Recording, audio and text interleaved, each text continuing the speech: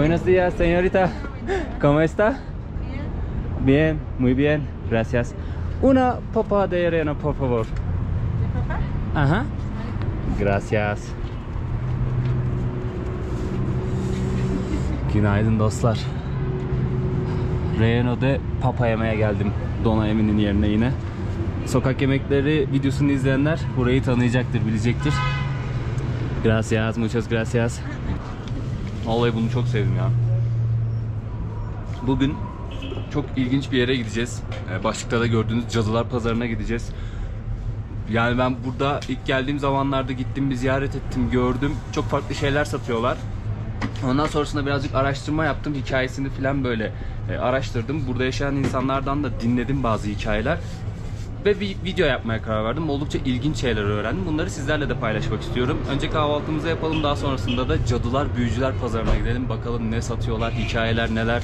Ya benim dinlerken kanım dondu şahsen. O yüzden sizlerle de paylaşmak istedim.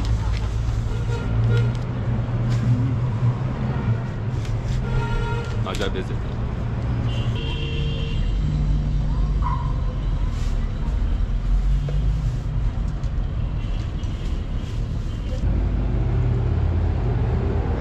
Evet, turistlerin odak noktası olan Cadılar Pazarı'nın olduğu yere geldik. Şu sokak, bu gördüğünüz cadde, ara sokaklar hepsi büyücülük malzemesi satan dükkanlarla dolu. Yani çoğu öyle. Mesela bak bu abi, şu ilerideki dükkan, burada böyle büfe şeklinde bir şeyler kurmuşlar, orada teyzeler satıyor. Şuradaki dükkana gireceğim ben. En çok malzemeyi burası satıyor yani gördüğüm kadarıyla. Burası merkeze oldukça yakın bu arada. San Francisco Kilisesi ve meydanı oldukça yakın, 5 dakika 6 dakika yürüme mesafesinde. Burası Büyücüler Pazarı ya da Cadılar Pazarı olarak geçiyor. Büyücülük malzemelerinin satıldığı yer. Şimdi her yeri gezeceğim ama önce şu dükkana götürmek istiyorum sizi. İlk geldiğimde ben bu dükkanı buldum. Çok fazla malzeme satıyor, yani en çok malzemeyi burası satıyor. O yüzden burayı göstermek istiyorum. Hola, ¿cómo está? Abi baksanıza. Burada en çok rağbet gören, en popüler büyücülük malzemesi buymuş. Lama fetüsü. Baksanıza ya, ne kadar ilginç duruyor. Anne lamayı canlıyken karnını kesip içerisinden bu yavruyu canlı canlı böyle çıkarıyorlarmış. Daha sonrasında da böyle kurutup satıyorlarmış ve büyü malzemesi olarak kullanıyorlarmış. Burada da bak mesela farklı farklı materyaller var büyülerde kullandıkları. Böyle taşlar kullanıyorlar. Şu tarz böyle sanki denizden çıkarılan, aynen deniz kabuğu vesaire olması lazım. Evet. Bunları kullanıyorlar. Bunu çok anlayamadım ne olduğunu ama bunu kullanıyorlar. Atnalı kullanıyorlar. Böyle tahtalar var. Bir sürü bir şeyler kullanıyorlar. Büyücülük malzemesi olarak. Ve bu taşlar da çok meşhur. Bazıları şans getirdiğine, sağlık getirdiğine, para getirdiğine inanıyorlar. O yüzden büyü yaparken bu taşları da kullanıyorlar veyahut da böyle satın alıp saklıyorlar. Bak mesela böyle ufak taşlar da var. Bir sürü bir şey satıyorlar ya. Burada mesela likitler var. Bu likitleri de vücutlarına sürüp şifa bulmayı bekliyorlarmış. Onun dışında burada göremedim ama şifalı otlar var. O otları da kaynatıp içip yine şifa bulmayı bekliyorlarmış. Böyle ürünler satıyorlar. Tabi bu bir inanç. Yani inananı var, inanmayanı var ama bir sürü böyle bulabileceğiniz malzeme var. Turistler de bunu ilginç bulduğu için buraya gelip ziyaret ediyorlar ve kendilerine hatıra vesaire bir şey alıyorlar. Ama dediğim gibi yani en popüleri, bu büyü malzemesi olarak kullandıkları şeyin en popüleri lama fetüsü. Şöyle göstereyim bir daha.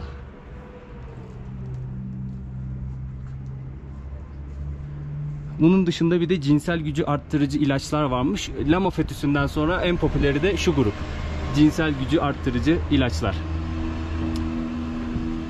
Çok ilginç ya. Baksanıza. Yani canlı canlı kesip nasıl çıkarıyorsunuz bunu ya? ¿Cuánto cuesta lama? ¿Cuánto cuesta? Aha.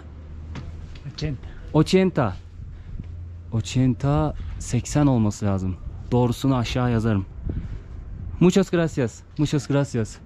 Bu dükkanda çok fazla şey vardı, o yüzden ilk olarak burayı göstermek istedim. Muchas gracias. Sonra başka yere bakalım bir de.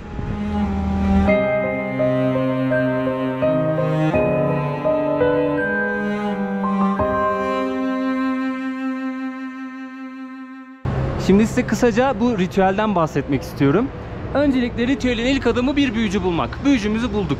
Daha sonrasında bu pazara geliyoruz ve büyü malzemelerini satın alıyoruz. Bu pazarda satılan her şey, o dükkanlarda gördüğünüz her şey büyü malzemesi olarak kullanılabiliyormuş. Bunun dışında yiyecekler kullanılabiliyormuş, içecekler ve özellikle alkol kullanılıyormuş.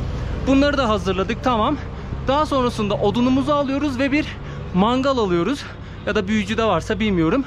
Onları temin ettikten sonra büyücümüze gidiyoruz ve bak, hatta odun ve mangalı da böyle satıyorlar burada.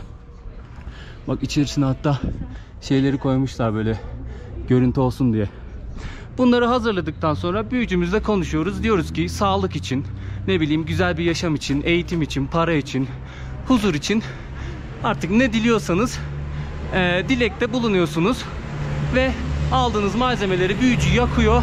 Birlikte dua ediyorsunuz. İşlem tamam. Şimdi bu bir Aymara geleneğiymiş. Bu aslında bir adak. Adak adıyorsunuz siz bu işlemleri yaparak. Bu ada doğa anaya adıyorsunuz. Veyahut da şeytana da adayabiliyorsunuz. Artık o sizin inancınıza göre değişiyormuş. Bolivya'da bir yer var. Oraya gidebilirsem neden şeytana adadıklarını daha net anlatacağım sizlere. Umarım gidebilirim. Duanızı ediyorsunuz. Doğa anaya yanlış hatırlamıyorsam Pachamara diyorlar. Ve ritüeli gerçekleştiriyorsunuz.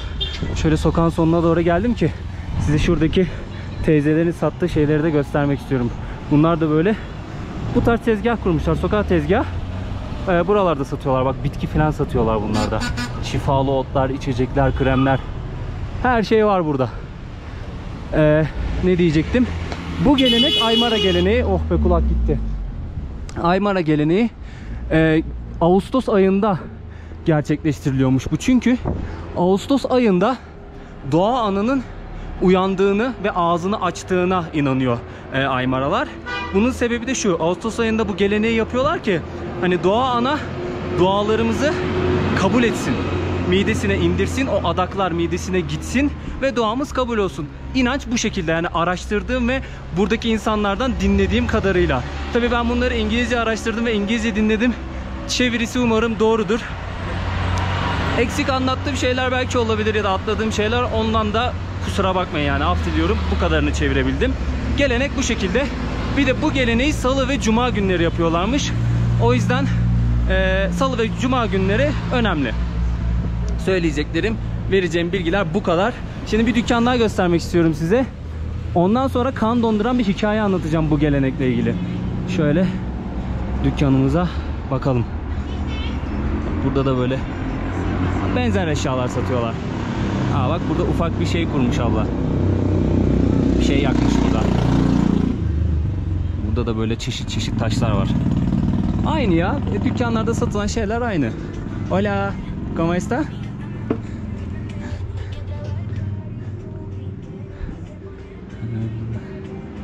Abla mum yakmış, tütsü yakmış. Şu arkada da kuru kafalar var. Bak şöyle göstereyim.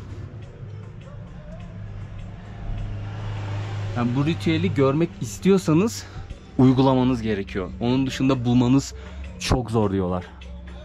Burada da lama fetişleri var. ¿Cuánto cuesta? 350. 350. 150. Bunlar? 100. 100. Bunlar 100 Bolivyanlısmış.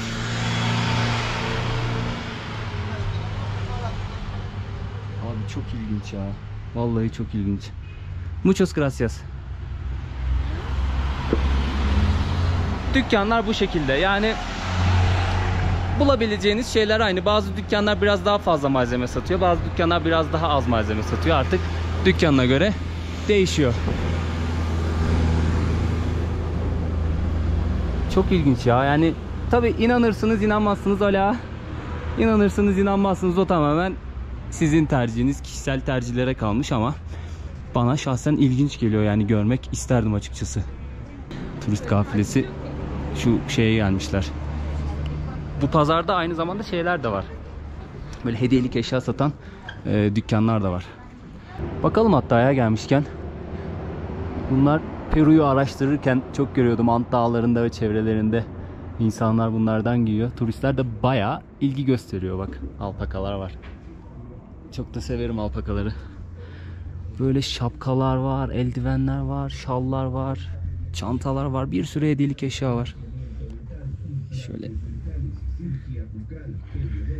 Yakıştı mı? Şunlardan bir tane istiyorum ya. Kısmetse Peru'da. Hola, ¿cómo está? Aa. Bayağı da yumuşak ha. ¿Cuánto cuesta? 110 bolivianos. Me gusta. Ha, made in Bolivia bak, alpakalar. And this color?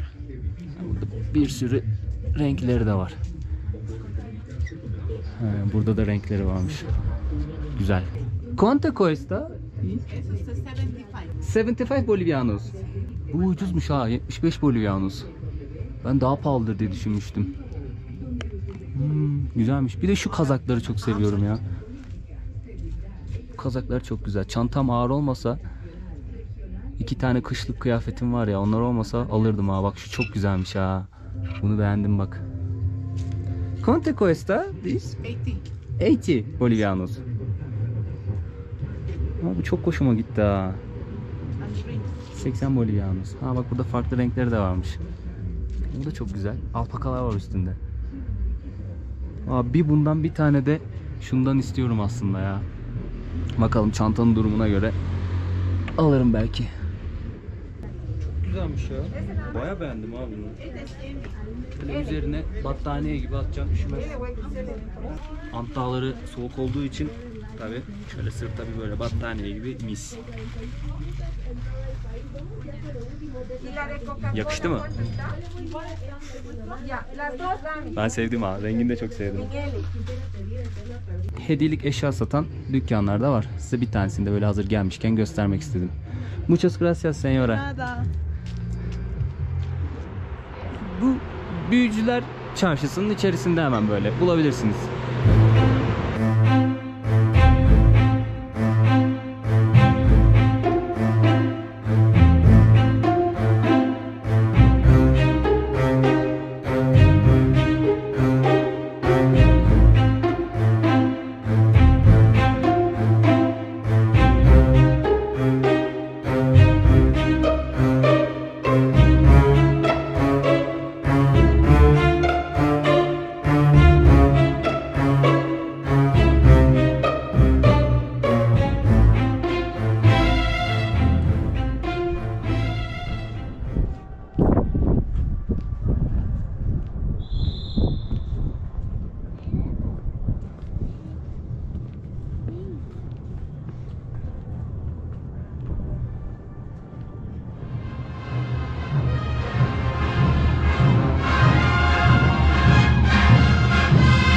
Şenlik var, şenlik.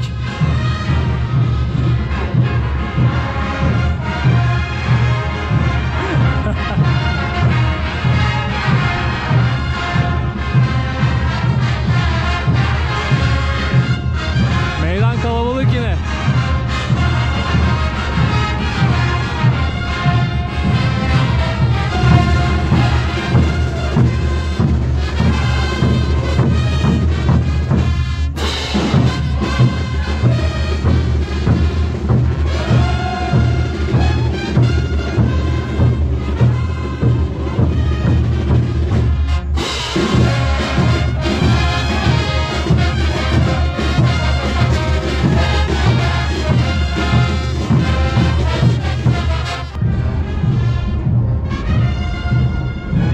Hola, señor.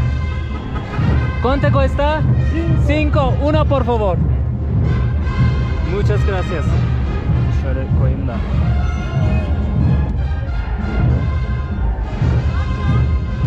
Muchas gracias. Bir tane portakal suyu aldım kendime. Dilim damağım kurudu. Baksanıza. Dudaklarım çatladı soğuktan ya. Şimdi bir tane de yiyecek bir şey alacağım kendime. O kan donduran ritüeli anlatmak istiyorum size. Önce yiyecek bir şey alayım ama karnım çok acıktı.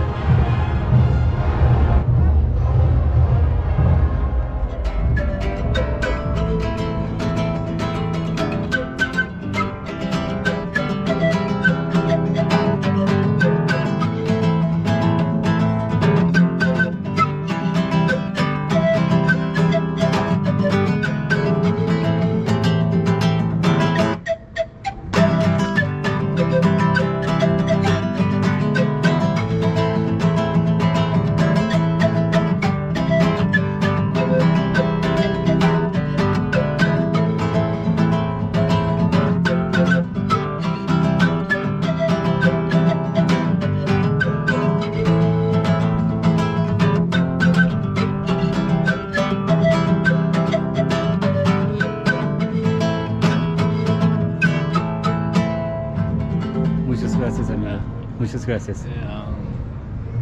Türkiye. Türkiye. Aha. Muchas gracias.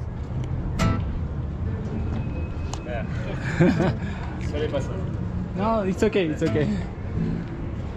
Bir tane mal geldi. Şuna tekme attı gitti. Çocuğu çekiyordum ya. Söylemiştim, ben sokakta müzisyenleri falan seviyorum yani. Dinlemeyi de seviyorum, desteklemeyi de seviyorum. Çocukcağızı dinleyeyim dedim, destekleyeyim dedim. Şunu da yere koydum. Rica ettim hani videoda çekebilir miyim dedim. Videoya da koymak istedim. Tamam dedi. Tamam video çekiyorum çocuğu. Bunu da koydum yere. Ruh hastaları ya. Ruh hastaları. Hola. ¿Cuánto cuesta? 6.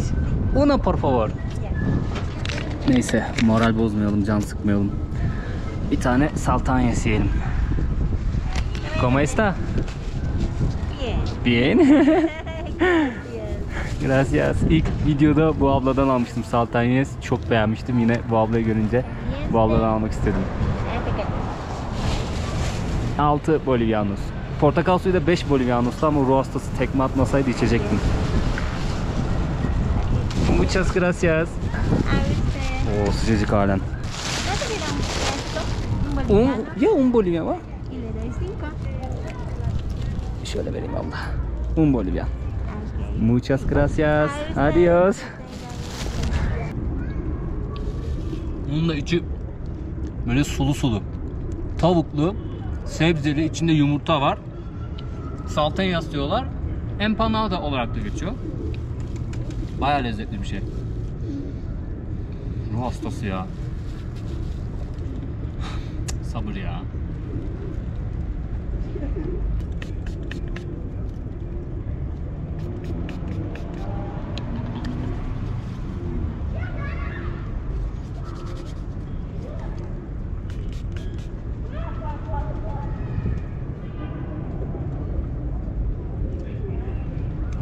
Dudağım yandı.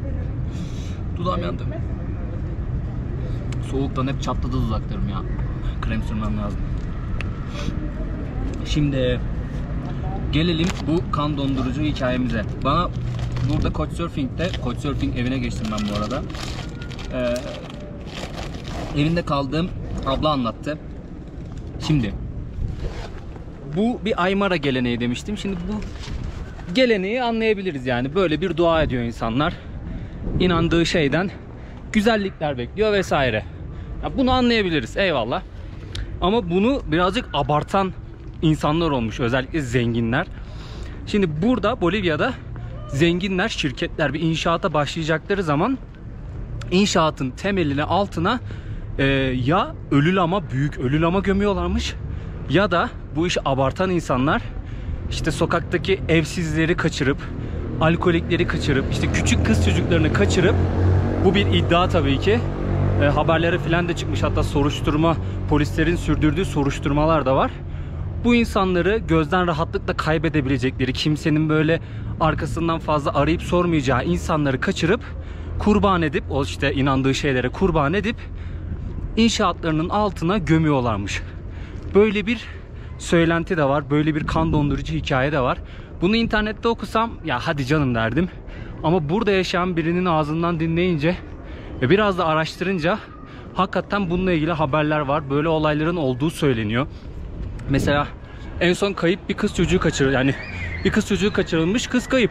Bulamıyorlar ve ailesi kaçırıldığı zamanı da göz önünde bulundurarak bu törenlere kurban edildiğine inanıyor. Polis hatta soruşturmasını sürdürüyormuş bunun. Böyle söylentiler de var yani. Buradaki insanlar bunlara inanıyor. Yani böyle olayların olabileceğine, büyük şirketlerin böyle adaklar adayabileceğine inanıyorlar. Ne yazık ki böyle bir olayda dinledim. Bunu da aktarmak istedim. Yani bu hakikaten kan dondurucu bir olay. Bunun dışında o madenlerde mesela genellikle şeytanlara adak adarlanmış. Yani şeytanların onları koruduğu düşünülüyormuş. Bu arada burada büyücülere buruha ya da buruho diyorlarmış. Onlarla irtibata geçip işte törenlerinizi yapabiliyorsunuz. Böyle kan dondurucu bir hikayede dinledim. Onu da sizlerle paylaşmak istedim.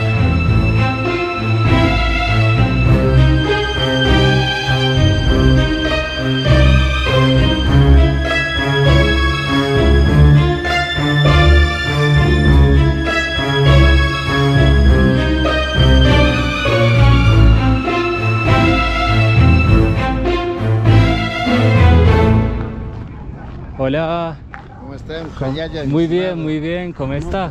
Muy bien. ¿Tiene algún interés en conocer nuestra cultura boliviana? En relación- Cultura boliviana. Ajá. Ay. Para Turquía, video, filmar, cultura boliviana. El maestro le puede dilucidar.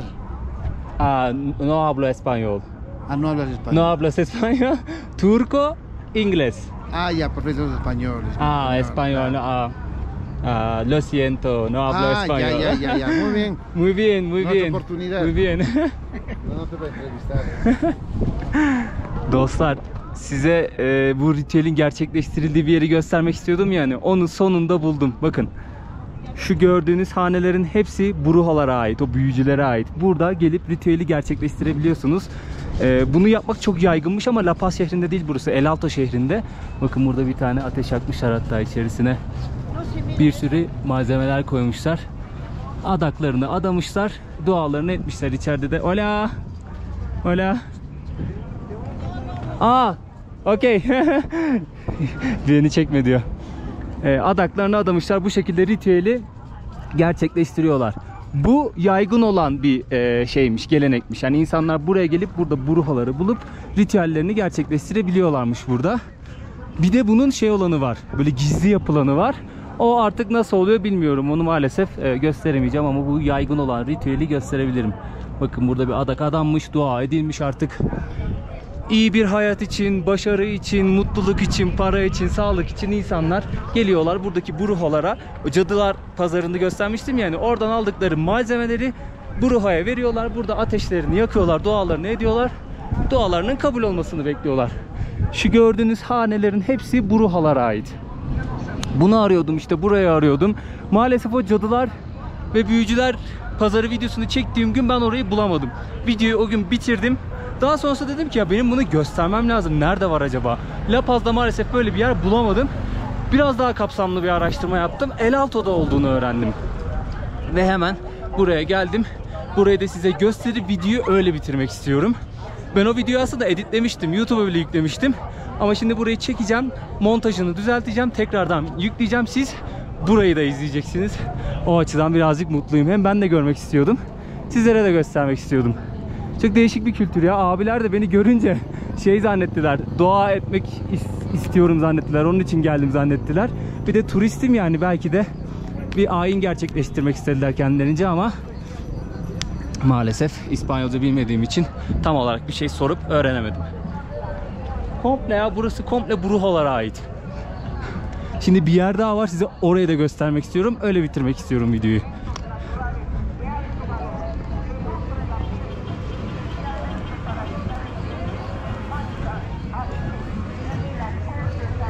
Abla dua ediyor.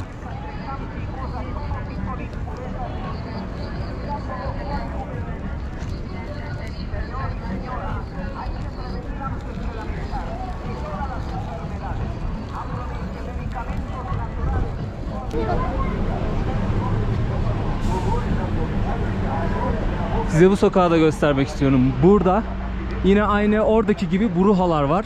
Gördüğünüz gibi burada o cadılar pazarında gördüğümüz malzemeler burada da satılıyor. Buradan da alabiliyor insanlar. Bakın burada da fetüs, lama fetüsleri var. Bayağı var burada, baksanıza. Bütün malzemeler burada da satılıyor.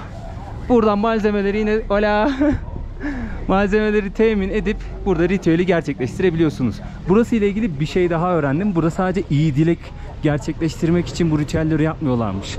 Mesela birini kendine aşık etmek için, birine kötülük yapmak için vesaire. Hani o bağlama büyüsü falan diyorlar ya. Onları yapmak için de, birine kötülük yapmak için de bu ritüelleri gerçekleştiriyorlarmış. Şu gördüğünüz sağlı sollu her yer bruhalara ait. İyi oldu ya burayı bulduğum. Yani anlattım, güzel, eyvallah, ama göstermek başka. Gösterdiğim gerçekten iyi oldu. Hola. ¿Cómo está? Bak. Bir şeyler koymuşlar. Yakıyorlar. Bir de şöyle bir şey döküyorlar. Sanırım o da daha fazla alev alması için. Tradisyonel Bolivya. Aquí foto. Okey, foto. Tamam. Gel böyle çekeyim abi. Abi fotoğraf çekmeme izin verdi. Bir tane fotoğraf çekeyim. Bu sokak boyunca böyle bir sürü hane var. İnsanlar artık bu işten para kazanır duruma gelmişler. O yüzden gördüğünüz gibi bir sürü brujo hanesi var. Daha demin bir tane amca gördüm. Ritüele yeni başlayacaktı, böyle hazırlıklarını yapıyordu. Çekmek istedim, izin vermedi. Zaten birçoğu da şey yapıyor, böyle kamerayı görünce beni çekme falan diyor. O yüzden çok fazla da rahatsız etmek istemiyorum insanları. Böyle çok dikkat çekmek istemiyorum. Amacım size burayı göstermekti. Bu kültürü anlatmaktı. Yani inanmayan olduğu gibi inanan da fazla. Zaten çok fazla hane var, görüyorsunuz. İnsanlar artık bu işten para kazanıyorlar. Bunu bir meslek gibi bir şey haline getirmişler. Yani para kazanıyorlar insanlar bu işten.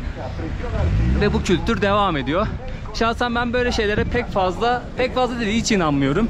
Ama dediğim gibi inananı çok fazla. Yani birine zarar vermedikleri sürece bence bir sorun yok abi. Herkes kendi büyüsünü kendi halinde yapabilir. Ama birine böyle zarar verirse, ne bileyim, o kan dondurucu ritüel gibi işte yok aman inşaata gömeyim, yok şöyle yapayım böyle yapayım, öyle durumlar olursa işte o zaman işin rengi değişir. Maalesef durum bu. Bunu da size göstermek ve anlatmak istedim.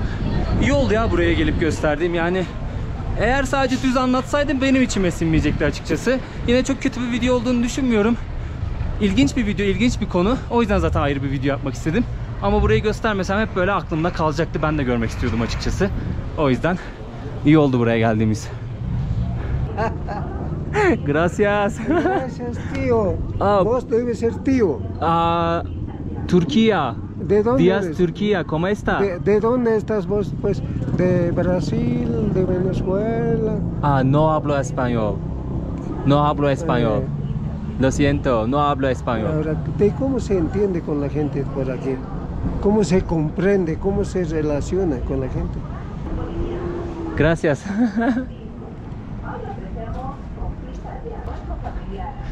Evet, artık videonun da sonuna geldik. Videoyu bitirmeden önce sizlere La Paz manzarasını göstermek istiyorum ama. Hazır El Alto'ya kadar gelmişiz, yükseğe çıkmışız. La Paz'da böyle ayaklarımızın altında manzarayı göstermeden bitirmek istemedim. El Alto 4000 metrede, La Paz 3600'de. El Alto şehrinde teleferikle geldiğiniz zaman manzarayı böyle izleyerek geliyorsunuz. Gayet güzel oluyor. Şu karşıdaki dağın ismi Illimani. İlk videoda unutmuştum ismini. Bu da Huayna Potosí. İkisi de oldukça meşhur dağlar. Burada da gördüğünüz gibi bir sürü böyle hane var. Böyle manzaraya karşı insanlar ritüellerini gerçekleştiriyorlar. Videonun da sonuna geldik dediğim gibi. Anlatmak istediklerim, göstermek istediklerim buydu. Bence çok ilginç bir kültür. O yüzden ayrı bir video yapmak istedim. Umarım keyif almışsınızdır. Bir beğeni ve bir yorum atarsanız, abone değilseniz de abone olursanız bu kardeşinizi çok mutlu edersiniz. Bir sonraki video yine çok ilginç bir video olacak. Onu da kaçırmamanızı öneririm. Kendinize çok iyi bakın o zamana kadar.